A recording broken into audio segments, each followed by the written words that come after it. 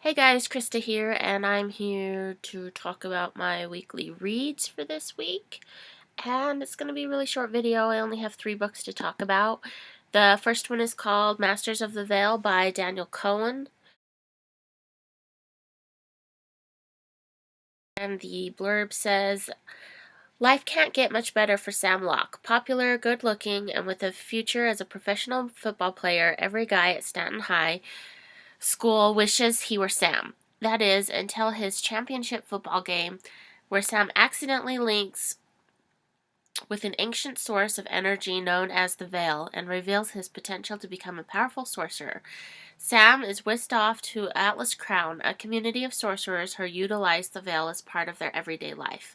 Once there, he trains beside a mute boy who speaks only through music, an eternal sage who's the eyes and ears of the Veil, and a beautiful girl who's pretty sure Sam's an idiot. As it becomes clear, Sam's meant for power magic, the most feared and misunderstood form of sorcery, people beyond Atlas Crown learn of his dangerous potential. An exiled group of power sorcerers are eager to recruit Sam, believing that he is destined to help them achieve their long-held goal. If they succeed, they could bring the downfall of not only Atlas Crown, but of all humankind. I read a lot of reviews on Goodreads about this one where people are comparing it to have the potential of Harry Potter, but I don't really see the similarities to Harry Potter besides the fact that it has a male protagonist and there is magic involved in the story. Otherwise, I don't really see any connection to that, so I'm not exactly sure where they're coming from on those reviews. But it was pretty interesting. There are a lot of action-packed scenes in this book. There's mostly a lot of learning about the world that he's been taken to, Atlas Crown, some of the politics that are going on there, why the group broke off from Atlas Crown. He has a trainer who is trying to help him develop his powers. Apparently he is a link that they need to be able to overcome the outcasts that want to come back and fight the remaining people of Atlas Crown. So apparently he's like the key because of his strong powers. They need him. But he kind of has this emotional way of being throughout the story where he's just not sure what he wants. He kind of just wants to go home and live his life and where he left off. And but the people there need him, and he has this power that he doesn't know what to do with, so he does need some training. So we do kind of see this really just down-to-earth guy not knowing how to take on what has been brought to him, that he has this power and he just doesn't know if he even wants it, and all these people that are kind of depending on him, and he doesn't know what he wants to do. So there's interesting characters in this book, and it's a great world building and great science fiction fantasy story. That is Masters of the Veil by Daniel Cohen. And I gave that 3 stars. The next book I read that I don't want to get too much into detail about because it's the second book in the series, and that is Goddess Interrupted by Aimee Carter. What I will say is that it starts off with a really good punch.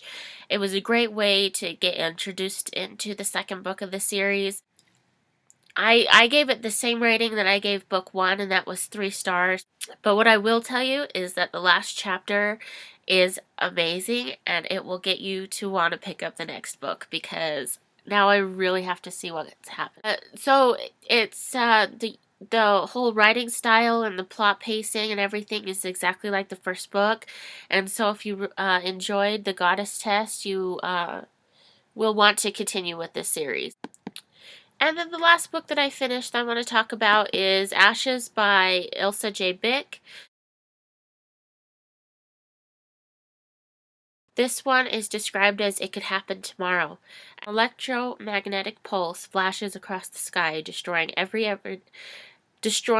electronic device, wiping out every computerized system, and killing billions. Alex hiked into the woods to say goodbye to her dead parents and her personal demons. Now desperate to find out what happened after the pulse crushes her to the ground, Alex meets up with Tom, a young soldier, and Ellie, whose grandfather was killed by the EMP. For this improvised family and the others who are spared, it's now a question of who can be trusted and who is no longer human. Author Ilsa J. Bick crafts a terrifying and thrilling novel about a world that could be ours at any moment, where those left standing must learn what it means to just survive and to live amidst the devastation. Now, this story is incredibly high-paced, fast-action story right from the beginning. It has a little bit of an interesting twist to it. I felt that the fact that the main character really has this like oversensitive sense of smell and can like tell things from her smelling. I thought that was really interesting. I've never seen a book go in that direction before. And the first of the novel, when we meet Ellie, I did kind of have a problem with her. I didn't like her very much for a long time. Her age and having, to take care of a kid when you're already stuck in this really weird situation. It was just, she got to me a couple of times, but it's really fast action, fast pace, exciting things going on. It's kind of really dark and gruesome, like Ashfall by Mike Mullen or Dark Inside by Jen Roberts. It's or Pure by Juliana Baggett. If you've heard of any of these books, it's dark like that. Weapons and just trying to survive, and there's a lot of death right in the beginning because of this EMP. Um, it kills off a lot of people, and it turns some people like cannibalistic and animal like behavior, and it's really just a freaky, scary situation going on here. And they're trying to find other people that are okay, that made it through it like them, but they don't know if or when the change may happen. So if you guys love these high action, fast paced stories, that I definitely recommend you pick up Ashes. It's dark, it's freaky, and I think that you guys will enjoy it. I gave it 4 stars, and that is Ashes by Ilsa J. Bick. So I guess that's it for today, really quick, and thanks for watching, guys, and I'll talk to you later. Bye.